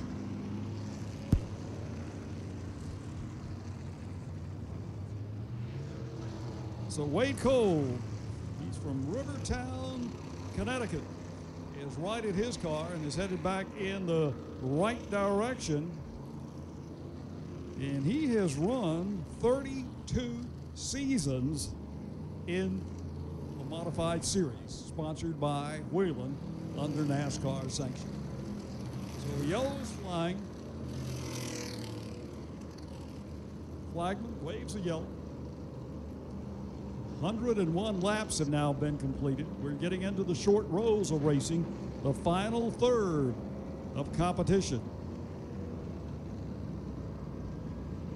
So the cautions, Bill, will count all the way through. There will be no stop in action, so they're going to go caution flags count all the way till we get to that lap 150. So they said even when we get to the end, if we go green, white checkered, or we go into the end, they're going to roll past that 150 mark. So we could see 155 Here we go laps. again, though. Back to pit road. The game has changed once again. But look how many are coming this time. They're all coming except for the 3 who had that flat tire, was able to come in and get a set of tires on that thing, or get a tire anyways. In the Lenny Bowler-owned operation, the Bowler family racing. And guess who else is staying out? Jamie Tomeo. Oh, yeah, why not? Yeah, he's out there. The But everybody else on the pit lane. Let's start checking around, see what those front runners do as far as tires. Yep, no, they're getting up there to the front. Looks like they're going to the right side, right rear again. They're going back to that right rear. That's how important it is. I haven't seen anyone change a single tire other than the right rear. Kennedy gets a right rear. Is that a Ron sticker? Silk is working on a right rear. You know, they're putting on a scuff too. Now that's important to know is that they're putting on scuffs. I see right there. That's not a sticker tire for Doug Colby. McKennedy is out. The field is out. Bonsignor about takes out the end of pit road guy. Yeah, I saw that. You know, he was moving. McKennedy, Bonsignor, Goodell. They're all out. Pit Cat, I don't know if he got his, he was able to hang on to the lead lap. Actually, I know he's a few laps down now, but right now, like I said, Bill, they whoa, 2 cars back in. Oh, they're coming. They had seven and the 58 are back in. Is going to take another tire on, probably. That's not good. And I'm not positive. Are you only allowed to take one at a time? And if that's the case, are they coming in for the corner? That was the way I read it. One, you can take on the tires, but 1 per corner. So Hirschman's down on pit road right now. Looks like the 7 of McKennedy coming back to pit road. Everyone else stayed on. Pastriak's on pit road. Doug Colby's back on pit road. Kyle Bonsignor. So that's what they're doing. They're going to the left rear now. So now you're going to have rear tires on for everybody. So it must be 1 per stop. So they've gone out. They got their right rear. They came right back in, put the left rear on. So now Doug Colby's got, Colby's going to the right front though. So this is where it all starts to play out. So you got the leaders taking rears. You've got 22 of Kyle Bonsignor taking rears. Now you got the 2, of Doug Colby taking a right front, but all scuffs. Yeah, by the way, those guys, they can push, but the rear end's not going to come around. Yeah, exactly. So here we go. We're just strategy playing out left and right, and that's what I'm been excited about for this entire race. We said, you know, what's the field going to look like closer to 130, 135, and right now it looks completely different than it did when we started this. I can tell you that. Doug Colby back down pit road once again. Doug Colby on pit road again with Fleming. Everybody wants a new set of baby shoes for these cars. Well, with this many, only having 45 laps to go, I think you're about to be in for a treat to watch this racing with both having new rears or scuff rears, good rears, with only 45 laps to go. It could be, we ran, 35 lap races, twins in the 400 this year. Yeah. And, I mean, it was exciting action for 35 laps. So now we're going to be at that 40 mark as we come to 106 next time by. We're going to be close to 40 laps to go with tires on the rear. Who was the dealer that shuffled the deck this time? Yeah, I don't know. That's why I said that. I mean, Jamie Tomato. I'm almost thinking the Hoosier man called this one. How many? Jamie Tomato, he's getting his lap back. So you got Swanson on the point.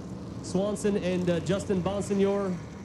You got the 5. I believe he's going to be a lap car. I believe we unfortunately don't have the timing and scoring here for this event, so we're going to kind of go freehand here. But I believe that 5 is going to be Ebersol's going to be a couple laps down. But then we got them lined up at the front of the field. But there's the one I told you about that I don't think you can count Matt Hirschman out. I'm telling you, Matt Hirschman knows this place. He knows how to handle it. He is currently right now lined up in the 6th position, coming to the green flag here. We're going to have some cars trying to get out, which is going to be interesting. Rob Summers on pit road. Hirschman has been riding in the shadows. We haven't talked very much about it at all. He is there, and he'll probably be knocking on the door. And he don't want you to. He doesn't want anyone to know he's coming. He's just going to end up there at some point. But here he comes, lined up in the 6th position. Your leaders right now, Swanson and Bonsignor, side by side, down into turn number 2, and off of turn 2, down the backstretch. 54, that's the 64. Oh, he's getting in the way of Pastriak again. This could get interesting, get tight. Hirschman got really squeezed out right there. Summers has got Pastriak right next to him. They drive off into turn 1. I'll tell you, McKennedy didn't like that at all. He just moved up and tried to make his own hole right now to get into position. Pastriak headed down the backstretch. Hirschman, McKennedy wants that spot back from Summers. Summers is a lap car now, and McKennedy's having to fight his way to get to the front because now we're racing, Bill. We're in a go mode now. Yeah, a gaggle of cars, and it's a lot of traffic here in rush hour at Myrtle Beach Speedway.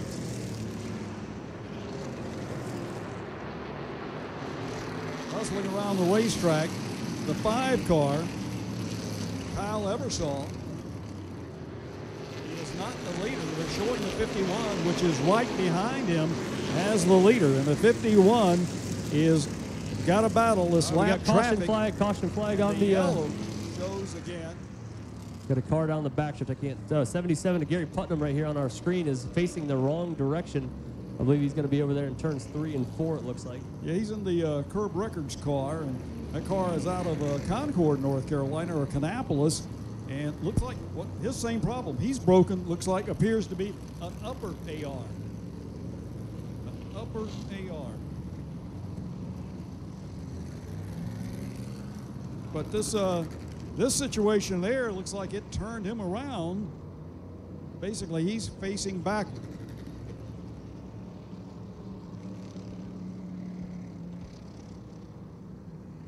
So Putnam looks like he's going to wait for the record. Gary Putnam actually was the crew chief on the 43 car when Jeff Green was Jeff Green, I believe, was driving it when I was carrying tires. Actually carried tires, and Gary Putnam was the crew chief on that 43 car. He used to hang tires for the 43 for a while, and Gary was the crew chief. So I've known Gary for quite some time. I believe he just flipped somebody off on Fans Choice, which is always fun for the kids. So we do apologize to those viewers that while we're watching. I don't believe he was saying, "Hey, go get them," but we'll see.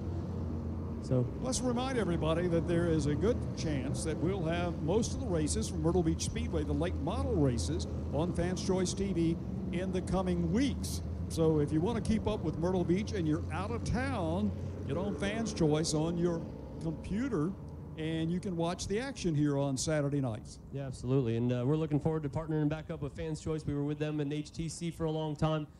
Just kind of, with the way things play out, we took a break. But some of your leaders are coming back down pit road. You got Pastriak back on pit road. It'll be an extended yellow based on the fact that we're now going to pick the car up at the base of turn 3. And many of the drivers are electing to come that did not come last time and get their fresh little booties on. So now, as we see it, I don't know, can't confirm because, again, we don't have timing and scoring, but right now we've got Ebersol. I don't believe the lap cars are going to be able to hold their position, right? So is Ebersol actually our leader? I'm going to find out. The 5 is being shown Kyle Ebersol, but I believe he was on the tail end of the lead lap, and the 51 was the leader, but I might be wrong. We're going to get a correction on this because we don't have actual timing and scoring available to us for this particular race. Well, and I should have took a look over there, but my daughter's on her game for the scoreboard, so it does show the 5 as our leader. So that puts Ebersol as our point person. So now, again, Bonsinger in second. That is a bunch of names that we just didn't know. I mean, Bonsignor has been pretty much up here the entire time. We got the 46. That's Craig correct. Lutz. Craig Lutz. And he just spun or had tires not long ago. Yep. Surprised to see him back up there. McKennedy's, I know he's going to appreciate this. Burt Myers is back up here, Hirschman. So it's a great group of people that I think we all thought would be at the front of the field at some point. Did we see this collective group? I didn't, but that's what's exciting with 113 laps on the board. Coming to lap 114, and there's Jimmy Blewett, unfortunately, at the back half of the field now. Salamino on pit road. Burt Myers right there. You see him. Dunleavy's little ride in the black and yellow, number 1. You see him on television all the time, those that watch his program. But Burt Myers, great family. Jason, his brother, we actually raced quite a bit at Concord. I ran the North-South Shootout, the very first one, with those guys, and Jason actually beat me out for the final position in heat races, but I still made the race and finished 13th. His uncle Randy was here today, Randy Myers, and Randy, of course, a longtime promoter of racing in the 2 Carolinas, was involved with the Hooters Pro Cup Series, is a longtime modified fanatic, and if you ever read Race Rap, he's old dog. So Swanson, poor Swanson, he just came in to get his tire. He made it to a point where now he is stopped on pit road, so that means he's going a lap down while trying to get changed tires. So he went from being your leader to being 1 lap down now. So again, it's all just kind of playing out. Every single lap seems a little bit different, and it's only going to get more aggressively exciting and more aggressively crazy because we're at lap 114. We're coming up to lap 115 now. We're almost there. Now we're going to see the sprint race. I don't even know if I'm not sure what we're about to see at this point. Because the rest of this deal was everybody riding around fast and furious burning off tires. Now, who's got some tires in the 35-lap shootout? This is like a Saturday night race now. Yep, so the lucky dog goes by. Ebersol, your leader. Bonsignor, Lutz, Goodell, Hirschman, Kennedy, Myers, and then Bonsignor again. Kyle Bonsignor this time. The lights are out on the pace car. Everyone's bunches back up into turns 1 and 2. Lap 115 on the board. They'll be taking 116 with green flag. Less than 35 laps are remaining here at Myrtle Beach Speedway as the pace car, sponsored by the folks at Bell & Bell Buick GMCs, making its way down the pit lane. And we'll see a green flag from the starter as they go to the box in turn 4. So we're about to be under green one more time at the Performance Plus 150 presented by Safety Clean. Off into turn 1, side by side. The field goes Ebersol, Bonsignor. Looks like Ebersol has the advantage off of 2. Goodell giving Bonsignor a little shot. Let him know, hey, if you don't get moving, I'm going to take that spot from you.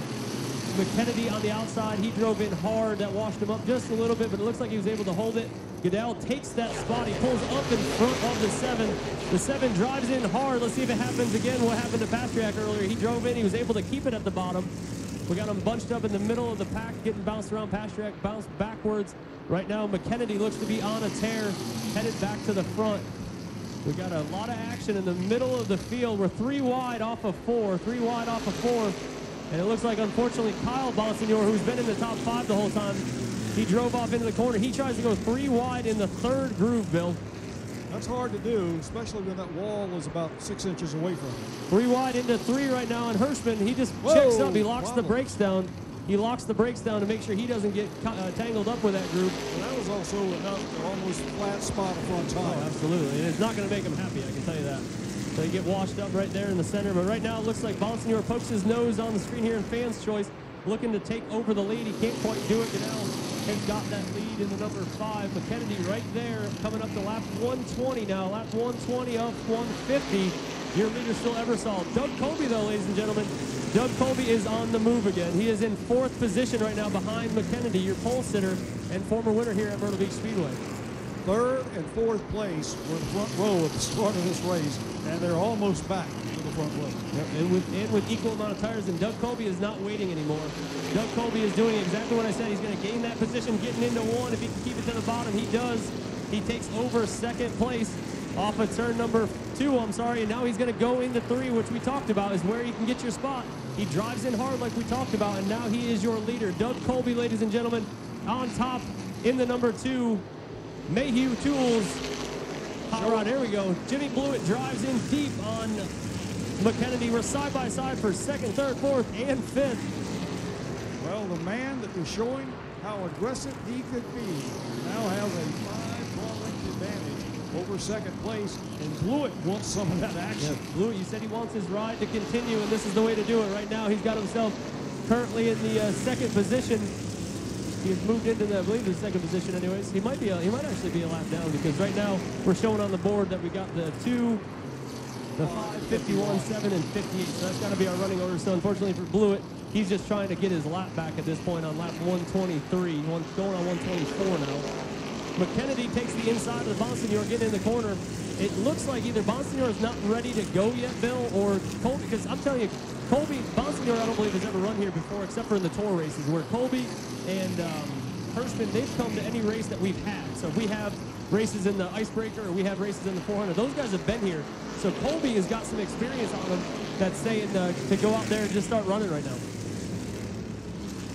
All right, I was mistaken. So Blewett is in 2nd. So Blewett is on the lead lap. Our friend here, Bill, has helped us out. So that's good. Too, because look at him pulling up on Mayhew right now. He is there. Yeah, the 21 Blewett is on his way to the front. We're looking on screen at Bonsignor. Bonsignor is starting to fade back pretty heavily as he drives into, he's in the 4th or 5th position right now as he goes down the backstretch. But McKennedy, and we've got our boy in the 07 car, Fleming. Patrick Fleming is back in the top 5 as well. So a different group up here, but Doug Colby, Jimmy Blewett, McKennedy, Fleming, and then followed by Bonsignor. So, but I think, I might be wrong, but with this many laps on the board, 127 coming to 128, I think Bonsignor might not have everything that he needs to pull this off. Steve, it's showtime. It is time to show your hand and play your cards. But Mayhew has Emerling. basically done a really great job from having dropped back at the beginning of the race, gave up all the track position, played his pit stops right, and he's your leader. And I apologize. The 07 of Patrick Emerling, not Fleming. I keep saying Fleming. I'm thinking of other people, but Patrick Emerling here. Patrick is from Buffalo, New York. Go Bills. Patrick Emerling is in the 07 in 4th position right now. But Bill, here's another thing to think about. So yes, we got 20 laps to go. We're coming up to lap 130. Now Doug Colby's out there running in the wind. A lot of the guys are chasing him. But right here, what happens if we get another caution? So how hard is he running and how hard is someone else running? So right now, in the position of Bonsignor, Bonsignor is kind of cruising now. He knows those guys are too far ahead. Now he's just praying for a caution. If that thing comes out and these guys are running as hard as I think they are up here, it could be Bonsignor's game. But McKennedy's also sitting here. And McKennedy wants to win again. He'd like to win this event 2 years in a row. And looks like he could get there, but it's going to be tough. So we got a slow car down the backstretch, getting ready to pull down pit road. Who is that? I believe, can't really tell. Hard to see from here, but right now, still under green flag. I think everyone is heading in the right direction so far. Silk, unfortunately, going a lap down now. And he's dropping off the pace a little bit. The car that's coming on to the pit lane appears to be the 06 of Samuel Ramo. Bonsignor has fallen even farther back. He's back here with Burt Myers right now as we come down to lap 133. 133 on the board right now.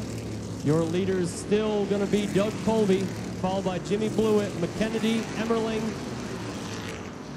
Colby is pulling away from Blewett now. Just a few laps ago, Blewett was on his heels. Are the cars coming in?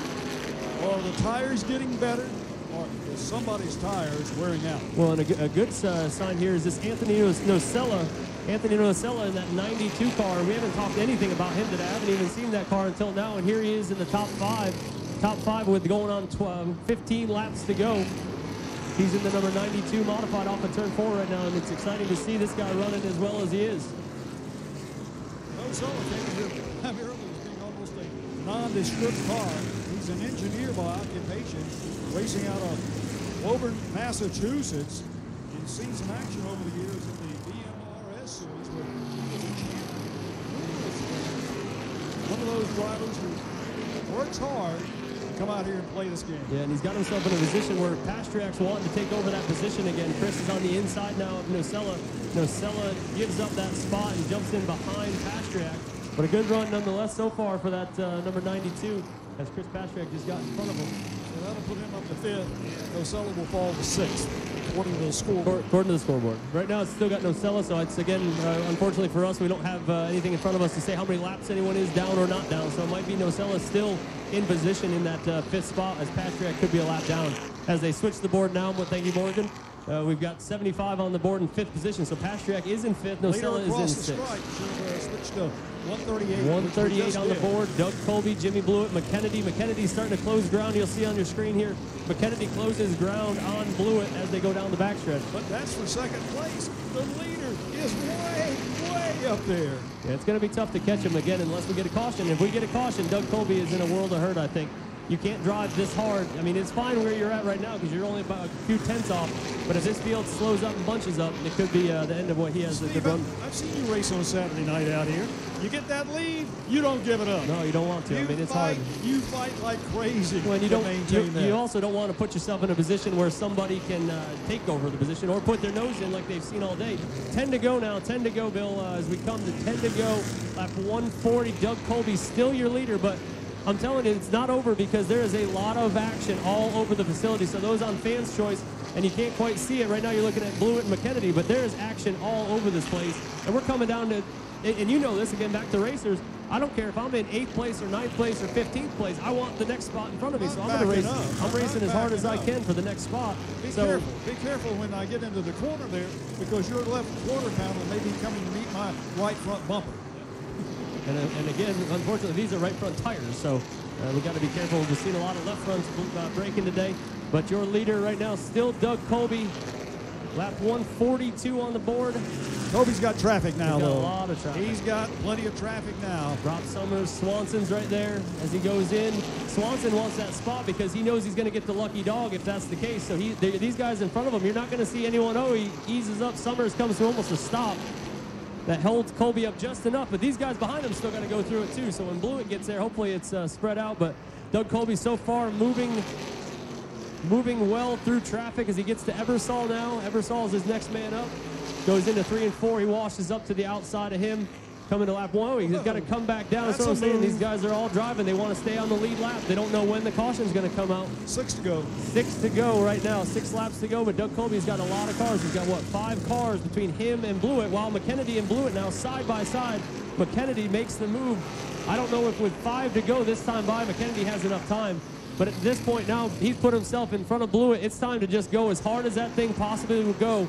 Colby just crosses the start-finish line, and now McKennedy crosses the start-finish line. That's your distance between leader and 2nd place. Everybody's racing hard, but the 2 of Colby has put a cushion between himself and 2nd place and has a full straightaway advantage on the rest of the field here with 4 laps remaining. Yeah, and unfortunately, Bonsignor and Hirschman both get ready to go a lap down. They're both laps down now, so just a lot of action, though. I'm telling you, I don't think it's over yet as far as the caution. So McKennedy is on the inside now with Swanson, and he is bunched up trying to get going, and he's got Ebersol next. He's got Ebersol now. It looks as though he's gaining on him. McKennedy is, but I just don't know if he's got enough time with going on 3 laps to go. 3 laps to go this time by.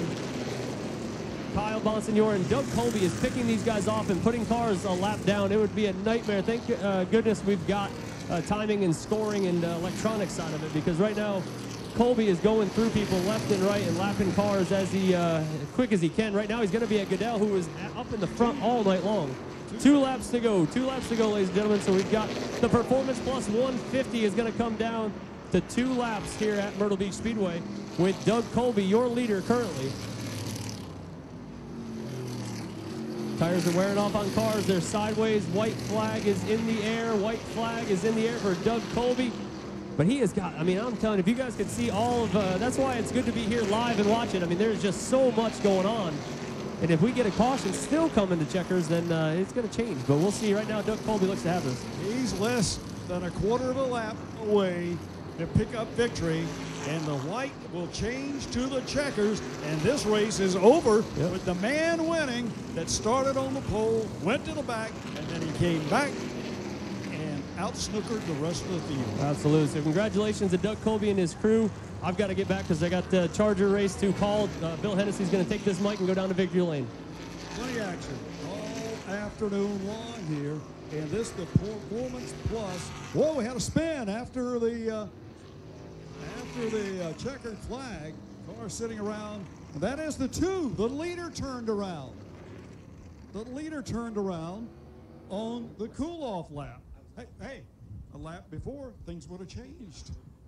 Thank you, Steve, for coming up and joining us here in the booth for the broadcast on Fans Choice TV for this, an exciting race for the Performance Plus 300 presented by Safety Clean. We're going to go down trackside, and once again joining you here in the tower is Kevin Moon. Yeah, thanks, Bill. Steve Zacharias, Bill Hennessy with the call on that modified run right there, and God, dog, what a great job they did. Outstanding work, and you know we're setting up a victory lane over here at Myrtle Beach Speedway for the winner of this modified run here this afternoon, and we're going to go ahead and take a victory lap first, the Alan Kowicki style victory lap, and they'll go around the opposite direction there with that checker flag in hand. Well deserved victory lap for that young man behind the wheel of that modified race car. And just can't say enough. What a race that was right there, race fans. You bought a ticket to come in, and that race right there was well worth the admission, much less the bonus rounds with the Sam Yarborough victory in the late model run, and of course your 4-cylinder victory as well, and of course the Charger car still yet to go here this evening at Myrtle Beach Speedway. Bill Hennessy's got a crowd to work himself through down over to victory lane here, but got a couple of minutes to get there. This victory lap is just about over with, and we'll get ready to fill up victory lane with our modified winner here today at Myrtle Beach Speedway. As these boys put on one heck of a race here today. What do you think, race fans, about this one here today? We certainly want to thank you all for coming out and being with us. You're invited to stick around and visit the pits at the conclusion of today's racing activities here at Myrtle Beach Speedway. On behalf of Safety Clean and the Performance Plus Oil, we want to say thank you for coming out and being with us. Don't rush away. We still have plenty of racing action with the Charger division coming up in just a moment. This race will be aired on NBC Sports SN. NBC Sports SN, 6 o'clock Thursday evening. We'll be interviewing the winner in just a few moments. He's being besieged by a bunch of well-wishers. I do want to talk to John McKennedy, if he'll be available. John, the driver who ran second here. And McKennedy, yet to take his window net down, will probably want to go to impound. And Danny, you wanted to win. You want to keep this ride. You did everything you could. That 2 car, he got shot out of a rocket after that last pit stop. I will say one thing, and I don't ever make excuses, but the battery died in this car, and I only had a quarter throttle. The thing was breaking up down the whole straightaway. You know, once I got into second there, it just started missing. I didn't know if I was running out of fuel or what the problem was, but we definitely had something for him. I just didn't have the power with the battery being dead. But hats off to Doug and his guys. You know, they're off to a good start, and just want to thank this 21 team. You know, these guys put their faith in me. You know, going down to Speed Weeks, and here we are, starting a tour season off with a 3rd place finish. Another top 5. You just got to get the brass ring here real soon. We'll get it. We put ourselves behind a little bit there on pit strategy, but everything played out the way we wanted it, and it's a great job to everyone. Jimmy Blewett, good ride, comes in 3rd, and we're continuing victory lane down here, and once the folks from NBCSN finish their interview, we'll have the winner over here. And we'll be talking to him in just a moment. But a guy who's got 5 championships, working on number 6, getting interviewed right now. And he's a driver that certainly showed that he obviously knew what to do in this event. When he faded to the back and then came back and ran so strong. The Mayhew Tool entry, established in 1865 up in Connecticut, and they make punches and chisels and really do a great job for a company that is a part of Connecticut's history, and the fact that they are quite an industry to be around for over 135 years. But we'll wait for Doug to finish his interview, and then we will move around and maybe get him out here and talk to him in just a few moments. Fans Short, so glad you were able to join us here in Myrtle Beach for the race here on St. Patrick's Day. It's been quite a day. The grandstands had a great turnout for these Whelen Tour Modifieds. What an afternoon it was. And it's one of those deals where everybody can't win, but the guy who did will be interviewed by us in just a few moments. Hoosier Tires, that's the tire everybody was on, and now the Victory Lane Beauty Shot taking place now. And we'll get Doug and see if we can't move him out. Very, very quickly, before we do this, we need to move you out right over here. And bring your water. Fans' Choice is still up and on TV. And we're going to bring the man here, Doug Kobe. And Doug, that's who we're talking to up there on the roof. The question is, why did you drop to the back at the beginning of the race? Why'd you do that? You want my real answer? Here, I want to hear an answer on that, and then I want to hear an answer on what happened after the checker. Yeah, sure. What happened at the start of the race, after the pit party out here, NASCAR decided to drive us in all the junk behind the track, and as the first car through there, we picked up a nail or something in the left front tire, and Phil, my crew chief, saw it right as we were ready to go, and the officials saw it, and it was leaking air really bad. It was going to go flat, and the rule is, I guess you got to go to the back for that. And I don't think that's a good rule for any series to have. I'm really supportive of good rules, and I'm really critical of bad rules, and that's not a good rule because I'm sure none of you guys had any idea what was going on, and that's not good for racing. So that's what happened at the beginning of the race, and at the end of the race, you could go talk to Craig Lutz. I don't know what happened. Okay, I was wondering because I looked up there and I said, this can't be a victory deal. He's around backwards. So basically there was an infraction that took place over in turn 4. But congratulations on your win here. There's one thing I'll have to say about you. You're a very glib guy. You talk, you say it the way it is for the 5-time champion. Looks like you're going after this year. Yeah, we're going to try. I know you guys don't like those cookie-cutter drivers that have no opinions because they can't say their mind, but you follow the modified tour often enough, and you'll find that most of us drivers here aren't afraid to say what we feel, and I think that's good for racing. I hope you guys agree. Well, did you get up on the wheel during the last stages of the race, or did you finally put the accelerator down to the floorboard? Well, to be honest with you, there's 32 cars here, and if there's one I don't want behind me with 10 to go, it's Jimmy Blewett. So, you know, I was trying to keep my distance from him, and I knew he didn't have a great car on some of the earlier runs. It was good for a while, and then it would go away quite a bit, and I was praying that the harder he tried, you know, to get to me, the worse he would go away. So I don't know if that's what happened, but I just wanted to stay as far ahead as I could. He had a gremlin. He had a battery going dead. Good for him. Anyway, he was third. The second place man was John McKennedy. Yeah, and you know, John saves his stuff so well that you never know when he's going to pounce on you and drive right away from you. So really happy to get this win for Mayhew Tools, and thank all the fans from Myrtle Beach for coming out. That's really important. Thanks, you guys, too. Thank you for coming down. Go get your $10,000 check, and Steve Zachariah will now talk to you, and make sure the check will clear the bank. Yeah. Let me see that one. We're gonna yeah, they wanted me to award him it, so if you want to film it. Come on over, go.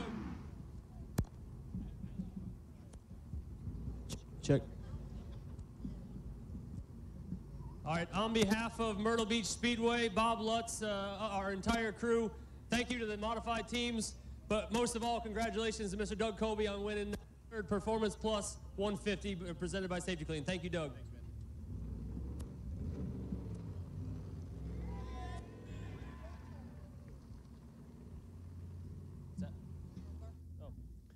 All the people ran out, so there's a strong chance. Hopefully someone's still here. Our 50-50 winner for tonight, pull out your tickets, the yellow ticket. It's 582709. 50-50 winner, 582709. We will, I'm sure, I believe, be at the concession stand. Okay, it'll be at the concession stand. And look on our Racing Brotherhood Facebook page. We'll try to put it out there because a lot of teams just left, so I'm sure Mike's going to want to have that out there. But again, what was the number one more time? And how about it, ladies and gentlemen, a round of applause for Miss Jenny. She did a hell of a job today doing our 50-50, so thank you. 582709. 582709. But if you're the winner, see her at the concession stand.